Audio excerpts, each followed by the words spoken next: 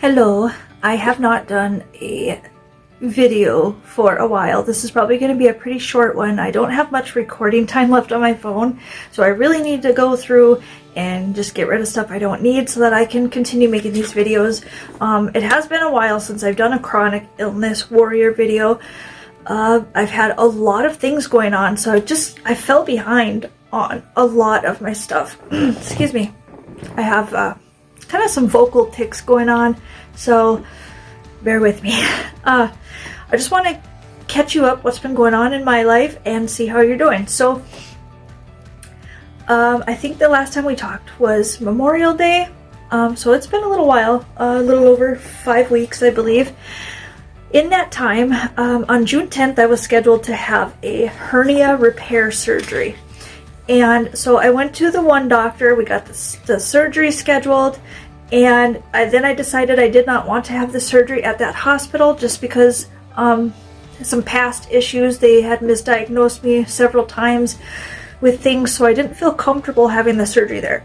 So I sought out another doctor and went to go see this other doctor, and he decided to do a CAT scan because he wasn't sure or convinced that it was a hernia. So I did the CAT scan. The results came back that it was showing 2 hernias and 2 masses that they found on my liver.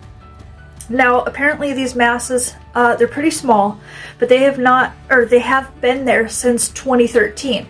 Now I was really pissed off because I was never informed about these masses in the first place. So they've literally been there for 12 years. I had no idea. There was some growth on the masses over the last 12 years. Not much at all, but there was growth. So 2 doctors, they both say something different. One says, the one report says 2 hernias, 2 tumors, and there was growth. And then the other report from the doctor said the 2 tumors were benign, not to worry, we'll keep an eye on it, and there is no hernias. So it's very conflicting of each other. The 2 reports are just basically damn near opposite.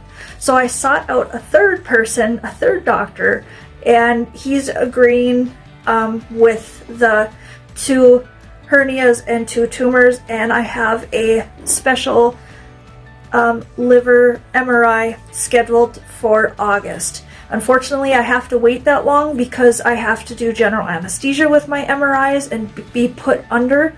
So I don't get in until August 18th for that. So it kind of sucks because I have to sit and worry all summer long about what's going on with my liver and stuff like that. I mean, automatically when we hear masses or tumors and growth, we think the C word. So I have been really stressed, really scared.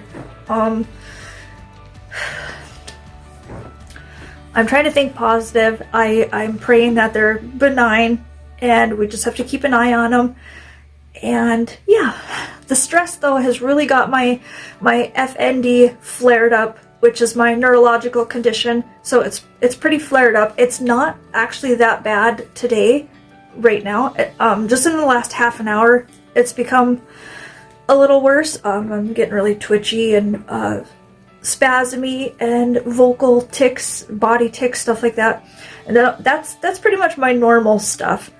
I did have a really bad episode, not last night, but the night before. I was miserable. I was crying. I was in a lot of pain.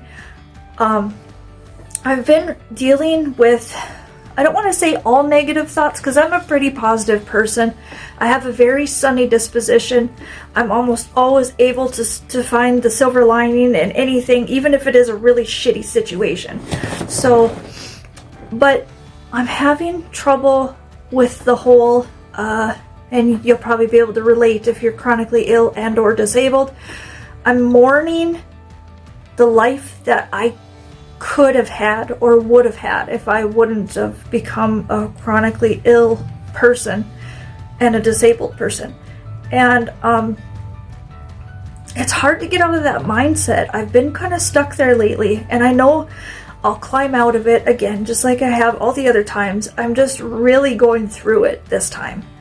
And I think that's the only thing that we can do. I'm trying to find the silver lining in it, and the only thing that I can do is go through it. Don't try to avoid it. Don't try to, none of that. Just feel it and deal with it, you know. So that's what I'm doing. I can't believe I said that without crying, because I've been crying a lot lately. But yeah, that's what's been going on with me. I've been still doing my music. I'm doing a podcast. I'm doing lots of art. I'm hoping to open my photography studio next month in July. I got myself a really cool little studio area, and I would like to get back into doing the boudoir photography. Well, like I said, I'm hoping to open in July. What I do like about being a business owner is that I can make my own hours and stuff, which is the type of job that I need to have, because it's hard for me to commit to things when I'm this sick. So if I have to go into work for an hour or 2 hours for a shoot or something like that, I can manage something like that, but I can't manage, you know, a 9 to 5 days a week. It's not possible. So that's what I'm waiting for. Lots of good stuff coming too. I just I've been dealing with a lot of symptoms and stuff.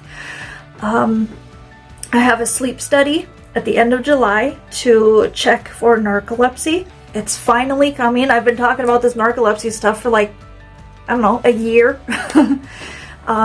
So I have that going on.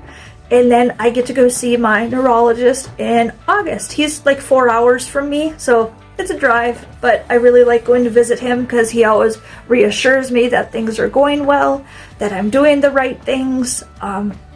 It always helps me feel a little bit stronger, a little bit better, a little bit more hopeful.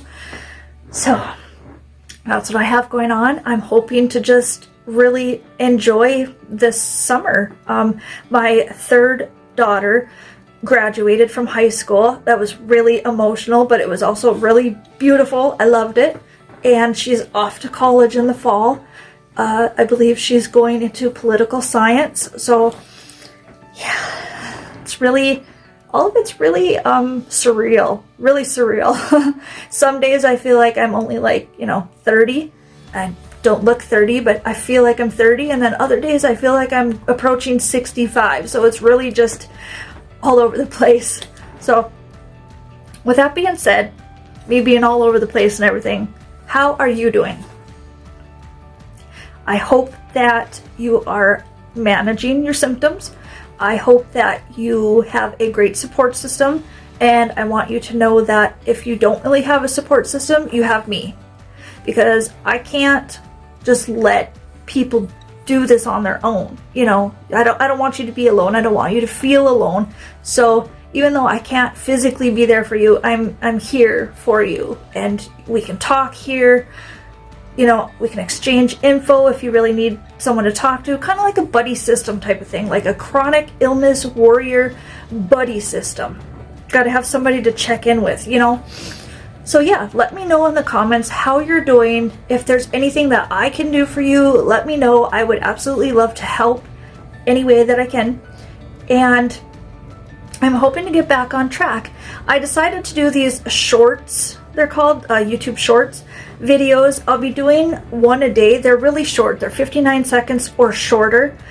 And it's just chronic illness awareness. Like today's was 15 seconds long, and it was about mourning the life that I could have had, So check it out. They're just little tidbits along the way. Some are a little sad, some are going to be positive, but you know as well as I do that is how chronic illness is. It's up and down and all over the place. So that's just how it is.